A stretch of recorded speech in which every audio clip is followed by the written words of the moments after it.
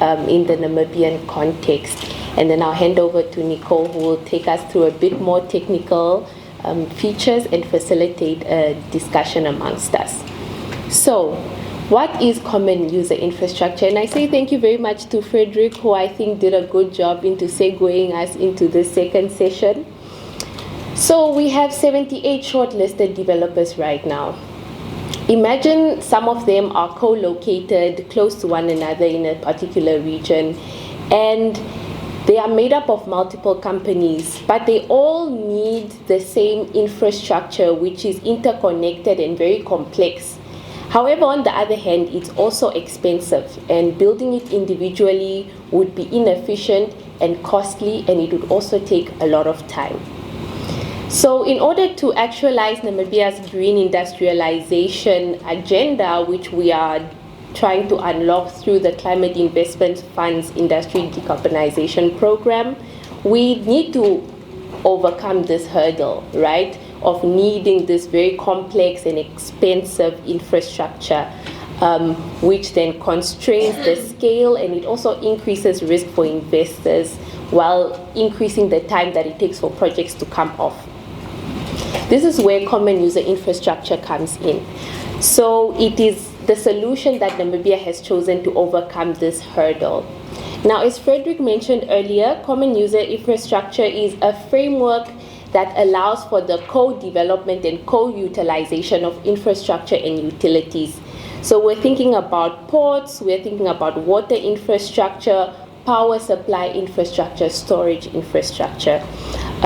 So this is commonly developed and used instead of imagine each of the 78 developers are creating their own infrastructure, they do it collaboratively.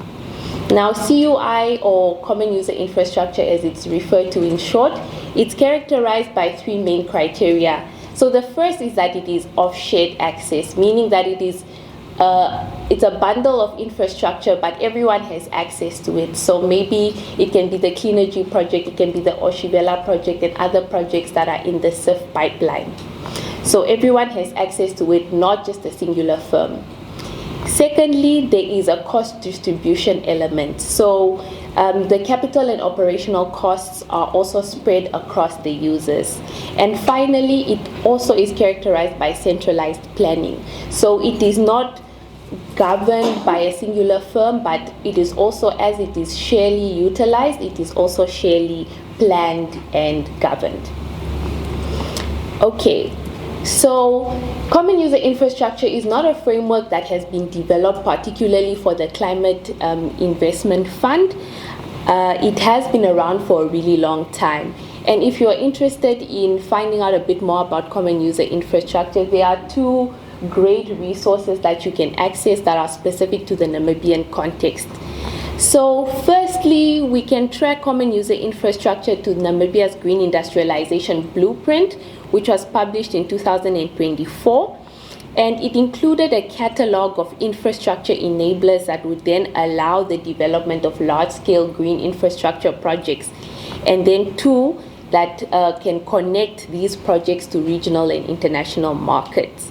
So if you go in the Green Industrialization Blueprint from page 29 to 34, you can see an overview of the infrastructure that have been selected as key enablers for the Namibian green industries. You can also see why some of them are important, so they do a deep dive into why they're important, the infrastructure that is required for them, as well as the policy elements that are needed to unlock these various infrastructure. Then secondly, we have the Common User Global Best Practices Study, which was commissioned by the Namibia Green Hydrogen Program. And what it does is it looks globally to see which common user infrastructure models have been applied and which we can take inspiration from as Namibia. So they look at Germany, they look at West Africa, they look at Brazil, Rotterdam, and Belgium as examples of countries that have all adopted in one way or another a common user infrastructure framework. And it does a bit of a deep dive into how these various territories have addressed ownership, technical, commercial, financial and even governance factors. And I believe this is available on the program's website as well. Okay, so that's it on the context for Namibia.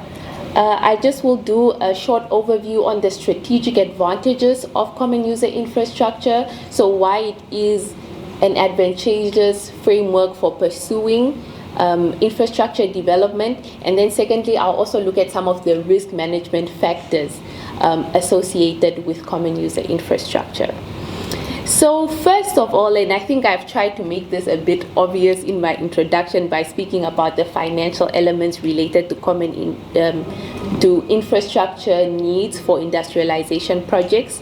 Common user infrastructure allows projects to reduce their costs.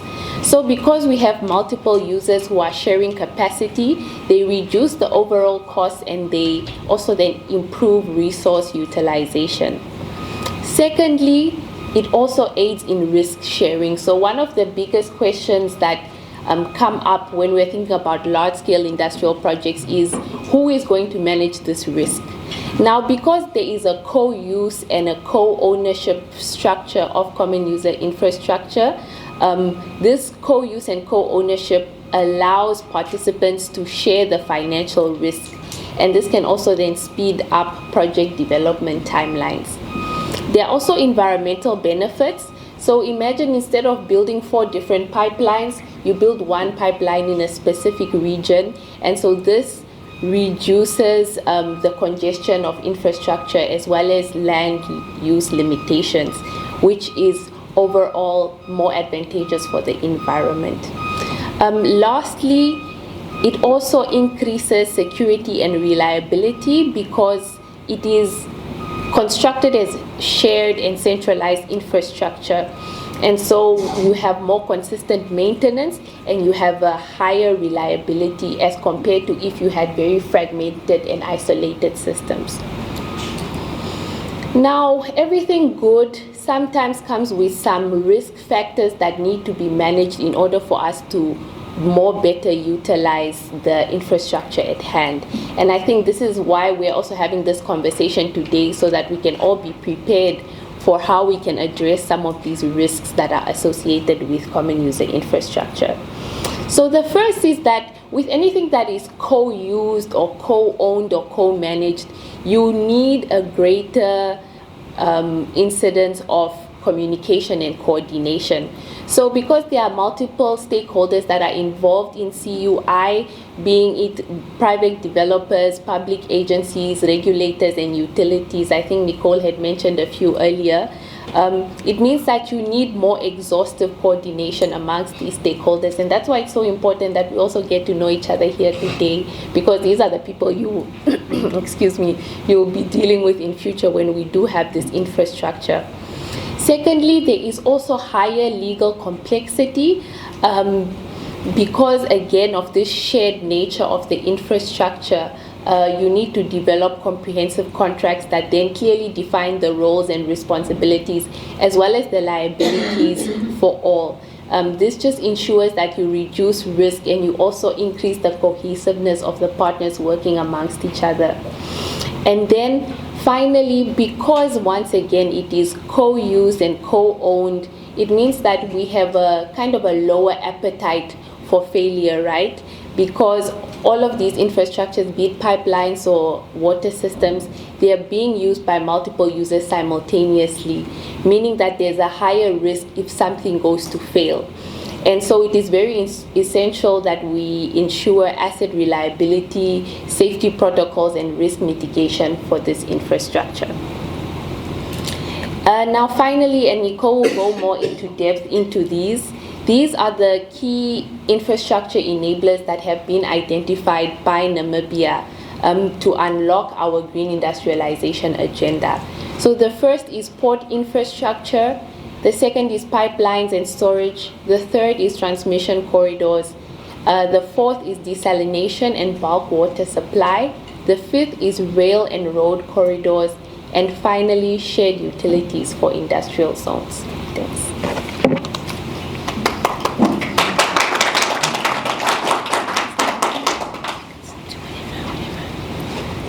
Thank you, Suzie. You did a really great job. I think that was amazing. Very helpful presentation to understand the way what CUI is, the potential ways one can own it, the potential challenges they pose for the projects, and of course the upside as well by allowing for common user infrastructure. So thank you so much. What I will show is, I wanted to show what kinds of common user infrastructure are required or is required for the certain kinds of projects, the typical green hydrogen and derivatives projects. So whilst I'm not going into tons of technical detail, but I really wanted to show it because, as we know, these projects are real and they're tangible and they're in your areas. And so you can start to think, you know, let's say Dowres, for example. So I know we have a Dowres representative in the back. For example, Dowres, there's certain kinds of common user infrastructure required for green fertilizer. So you can start to picture, you know, what will be needed in your area, how it will be connected, and I'd like to end the session asking some questions which are around, what do you think the bottlenecks are of the common user infrastructure? And that could also be to the various project developers online, not just to those in the room. And what do you think the opportunities are? What kind of CUI would you like to see built? And again, I think Frederick and Pierre did a great job with showing what the kind of spectrum of projects are and could be, and you know, and also talking about how this is being designed to serve the projects in the pipeline and to serve the kinds of projects that are part of the CIF IDP. So we want to make it collaborative, we want to solve various problems whilst we're going about designing this.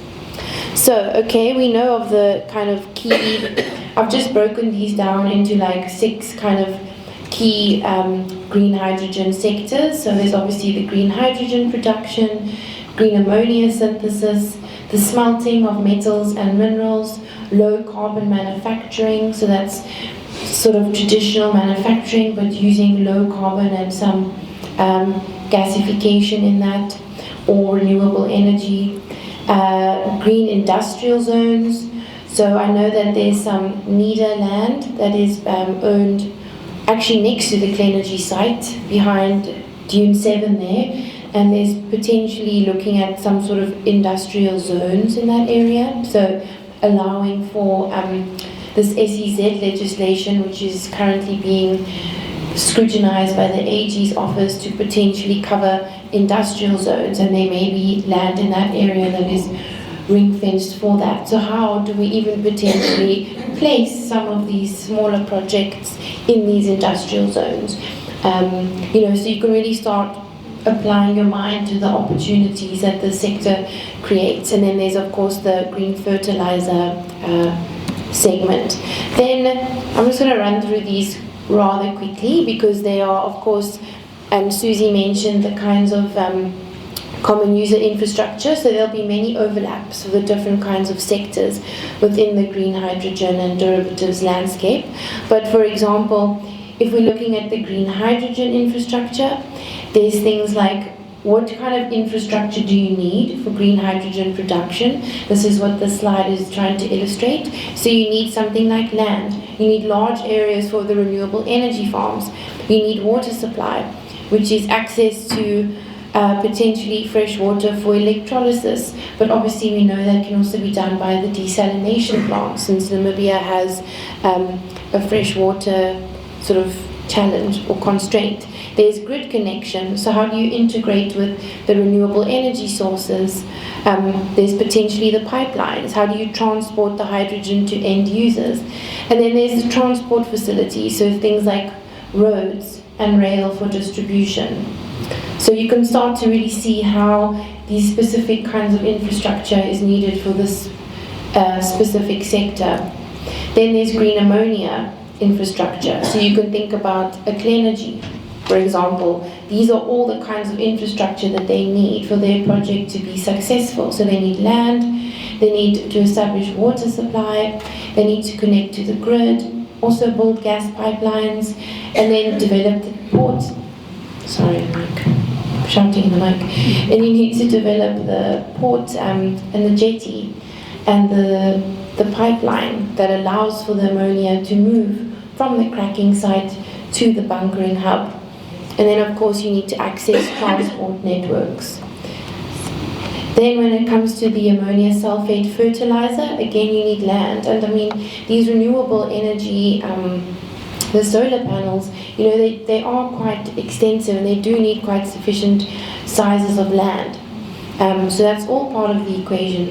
And then again, water supply, grid connection, transport facilities. And then, of course, you need the greenhouses where the fertilizer will then be used, and that's what they have in Dowras. They have their own greenhouses where they will use the fertilizer to show the sort of proof of concept. And then you have the metal and mineral beneficiation, so you can think about a high iron in this kind of CUI structuring. So again, you need land, water supply, the grid, transport and jetty. In high iron's case, they also need to transport the iron ore to their site. And so the iron ore currently is coming from the northern part of southern Africa, or South Africa, sorry. So you can imagine that route coming all the way through into Arandis. So there's potential there. How do we make sure that the increased tonnage that will then be on the road perhaps moves to rail? Do we upgrade some of the rail lines? Do we upgrade some of the rolling stock? So now you can see why we were also talking a bit about rail earlier. You know, it's connecting this entire chain. And I mean, to expect a high iron to pay to upgrade the rail, you know, doesn't make sense. It's also owned by the SOE and the Ministry of Works and Transport. So it starts becoming a common user infrastructure topic because of the ownership of the assets.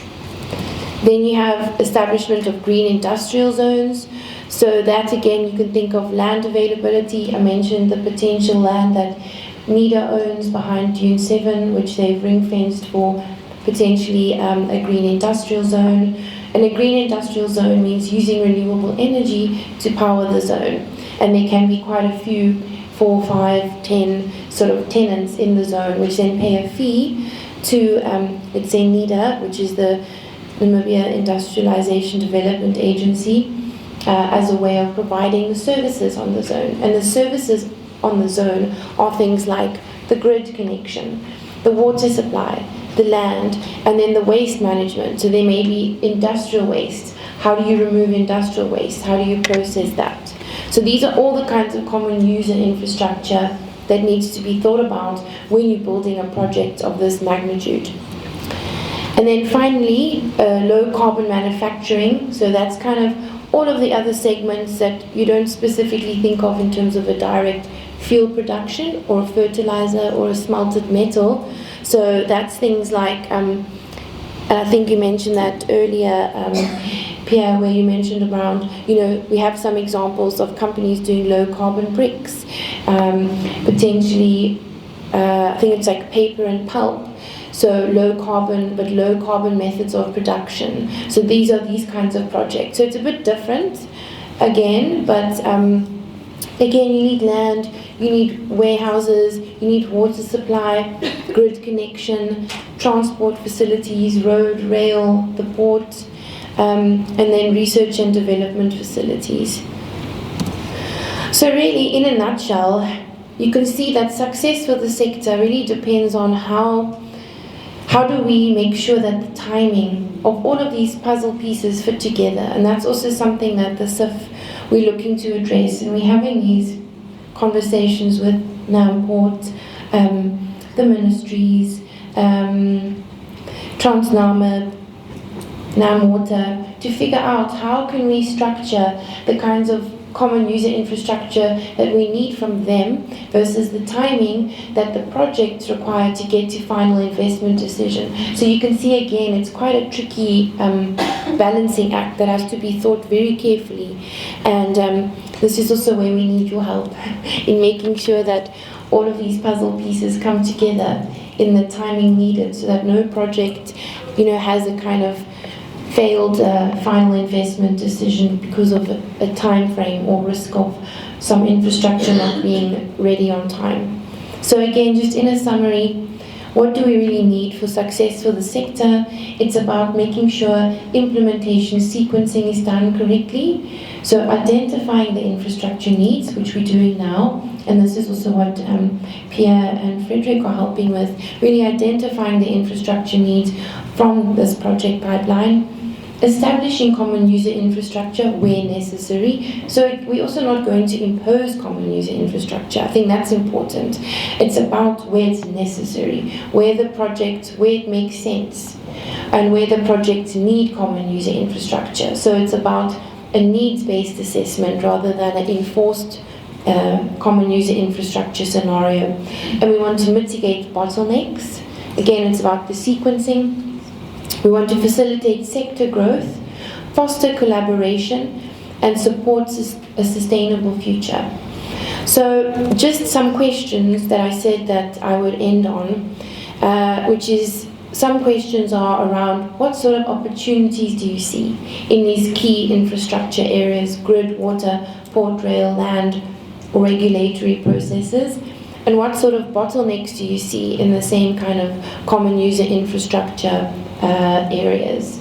So I will leave it on that slide, and then Mr. Mukemba, do you want to facilitate this discussion? All right, thank you. Perfect. Oh, you want to add something? Oh, all right.